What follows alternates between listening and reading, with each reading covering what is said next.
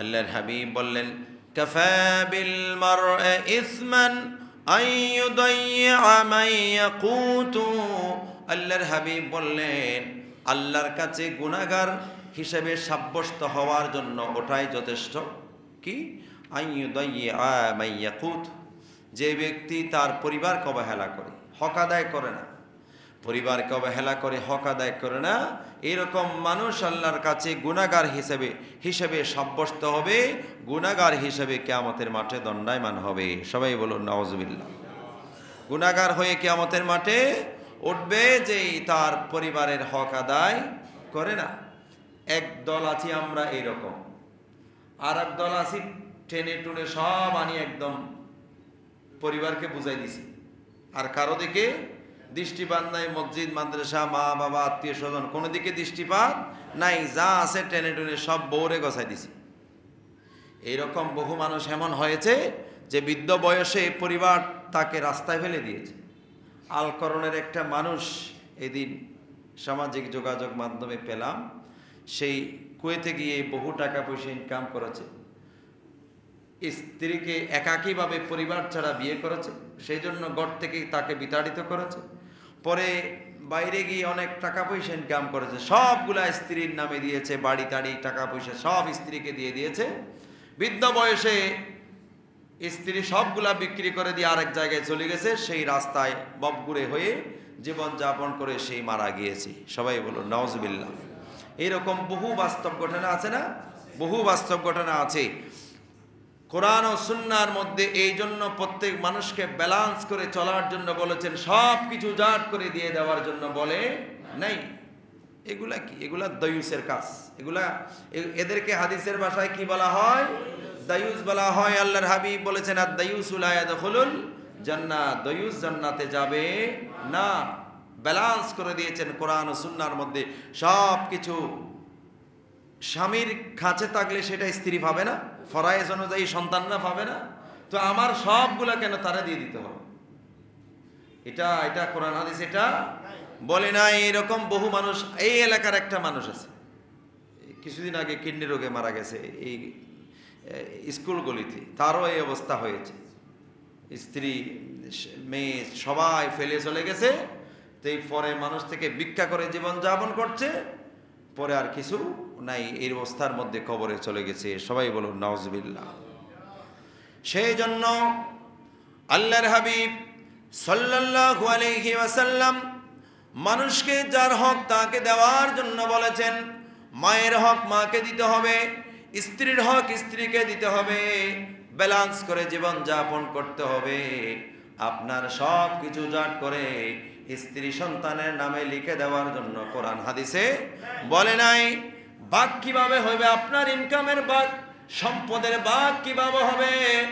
আল্লাহ জীবন দিয়েছেন আমাকে সম্পদ উপার্জনের সক্ষমতা আল্লাহ দিয়েছেন, দক্ষতা যা আছে সব আল্লাহ দিয়েছেন, আর আমার সম্পদগুলা ভাগ কিভাবে হবে সেটাও আল্লাহ করে দিয়েছেন। সবাই বলুন সুবহানাল্লাহ।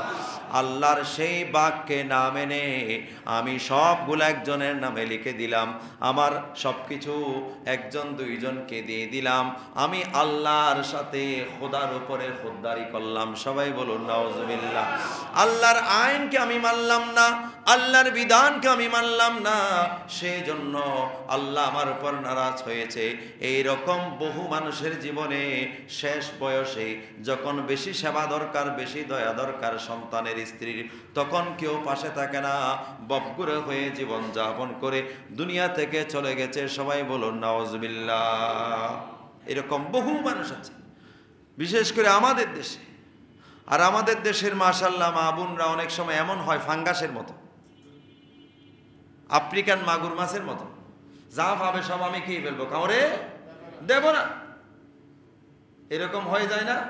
এরকম বহু মা বোনরা এরকম আছে যে একদম আফ্রিকান মাগুরের মতো, পাঙ্গাসের মতো, এইরকম অবস্থার মধ্যে আছে। এইরকম অবস্থা যে আমার থেকে মোটামুটি আমার বাউন্ডারি থেকে বাইরে যেতে পারবে না, সব আমারে দিতে হবে হিসাব কিতাব। সবাই বলো নাউজুবিল্লাহ। আল্লাহর হাবিব ইরশাদ করেন, لا تأذن امرأة في بيت زوجها إلا بإذنه আল্লাহর হাবিব বললেন লা তাযানু ইমরাতুন ফি বাইতি যাওজিহা ইল্লা বিইজনিহি স্বামীর অনুমতি ছাড়া এমন কাউকে স্বামীর ঘরে স্ত্রী প্রবেশ করতে দিতে পারবে না।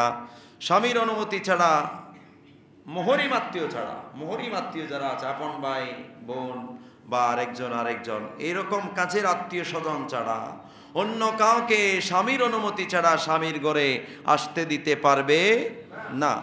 লা তাখরুজুল মারআতু মিন বাইতি যাওজিহা ইল্লা বিইযনিহি আল্লাহর হাবিব সাল্লাল্লাহু আলাইহি ওয়াসাল্লাম ইরশাদ ফরমাচ্ছেন, কোন স্ত্রী স্বামীর অনুমতি ছাড়া ঘরের বাইরে যেতে পারবে না। এখন এই ওয়াজ করলে বলবে যে এগুলা আধুনিকতার বিপরীত, সোসাইটির বিপরীত, সভ্য সমাজের বিপরীত। সভ্য সমাজ মানে যখন মনে চায় তখন রাস্তাঘাটে যাওয়া, বিপদের সম্মুখীন হওয়া। সবাই বলুন নাউজুবিল্লাহ। হচ্ছে না? দর্শনের শিকার হচ্ছে না? দিন দিন বাড়তেছে না কমতেছে? বাড়তেছে।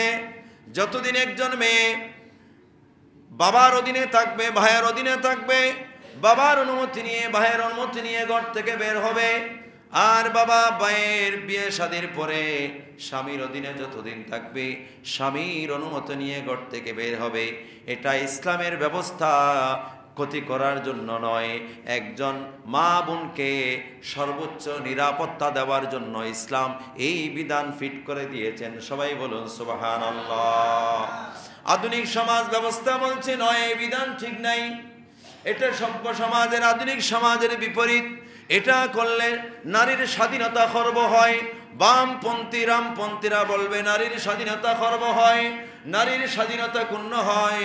নারীর স্বাধীনতার নামে নারীদেরকে পণ্য বানিয়ে নারীদের ইজ্জত লুণ্ঠন করে, নারীদের সম্ভ্রম লুণ্ঠন করছে। সবাই বলুন নাউজুবিল্লাহ। সর্বপ্রথম আমাদের দেশে কি জানি ওই কি অধিকার, নারীর অধিকারের নামে যারা প্রতিদাবৃত্তি করে তাদেরকে একটা ডোনেশন দেওয়া হয়েছে। নাউজুবিল্লাহ বলেন না? তাদেরকে এটাকে পেশা হিসেবে স্বীকৃতি দেওয়া হয়েছে। সবাই বলেন নাউজুবিল্লাহ। বহু হুজুররা বক্তব্য দিচ্ছে যে এগুলা বলতেছে না তো, বলতেছে না তো, এখানে ইসলাম যাচ্ছে না। এটা কি ইসলাম বলে? এইটাকে পেশা হিসাবে ইসলাম কি স্বীকৃতি দেয়? নাউজুবিল্লাহ মিন যালিক, নাউজুবিল্লাহ। এটা পেশা হিসেবে স্বীকৃতি দেওয়া হয়েছে এবং তাদেরকে ডোনেশন দেওয়া হয়েছে, বিশাল একটা অ্যামাউন্ট দেওয়া হয়েছে। সবাই বলেন নাউজুবিল্লাহ। লা হাওলা ওয়ালা কুওয়াতা ইল্লা বিল্লাহ। সুতরাং এটা অধিকার নয়, এটা একজন নারীর সম্ভ্রমকে ধ্বংস করা, সমাজকে নষ্ট করা, একজন নারীর অধিকার বঞ্চিত করা। নারী বাবার ঘরে থাকলে সবকিছু বাবার দায়িত্ব, ভাইয়ের কাছে থাকলে ইসলাম বলেছেন সবকিছু ভাইয়ের দায়িত্ব। আর যদি স্বামীর ঘরে থাকে সবকিছুর ব্যবস্থাপনা করা স্বামীর দায়িত্ব। কোন নারীর যদি বাবাও নাই, ভাইও নাই, স্বামীও নাই, কিছু নাই, তাহলে রাষ্ট্রের দায়িত্ব সেই নারীর পুনর্বাসনের ব্যবস্থা করা। আর যদি রাষ্ট্র না থাকে সমাজের দায়িত্ব, সমাজের বিত্তবান যারা আছে, ধনী শ্রেণীর যারা আছে, গরিব, এই ধরনের কোন নারী যদি সমাজে থাকে তার পুনর্বাসনের ব্যবস্থা করা, থাকা খাওয়ার ব্যবস্থা করা সমাজের বিত্তবানদের উপরে দায়িত্ব। কত সুন্দর ব্যবস্থা ইসলাম ব্যবস্থা দিয়েছেন। এসব কিছু আমরা মানি না, মানছি না। সবাই বলুন নাউজুবিল্লাহ।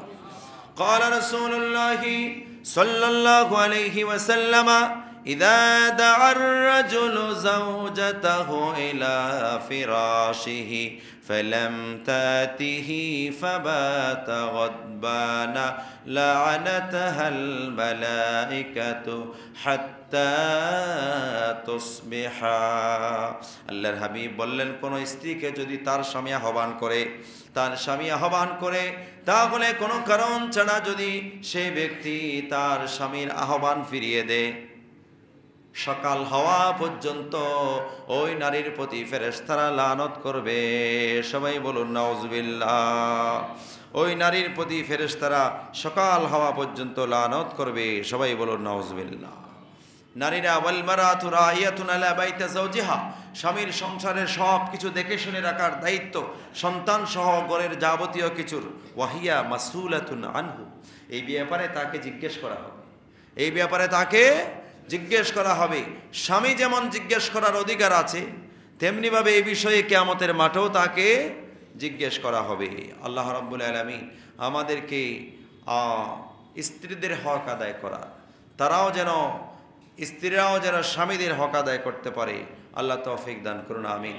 সভ্যতা আধুনিকতার নামে নারীদেরকে যেন আমরা পণ্য বানিয়ে রাস্তায় ছেড়ে না দেয় রাষ্ট্র, সেই ব্যবস্থা থেকে যেন আমাদের রাষ্ট্র ব্যবস্থা ফিরে আসে। নারীদের অধিকারের নামে যেন নারীদেরকে পণ্য বানিয়ে ছেড়ে না দেয়। আল্লাহ রাব্বুল আলামিন সেই লানতপূর্ণ গজবপূর্ণ সিদ্ধান্ত থেকে আল্লাহ যেন আমাদেরকে ফেরত আসার তৌফিক দেয়। আল্লাহ রাব্বুল আলামিন সেই তৌফিক দান করুন। ওয়া আখির দাওয়ানা আলহামদুলিল্লাহি রাব্বিল আলামিন। আসসালামু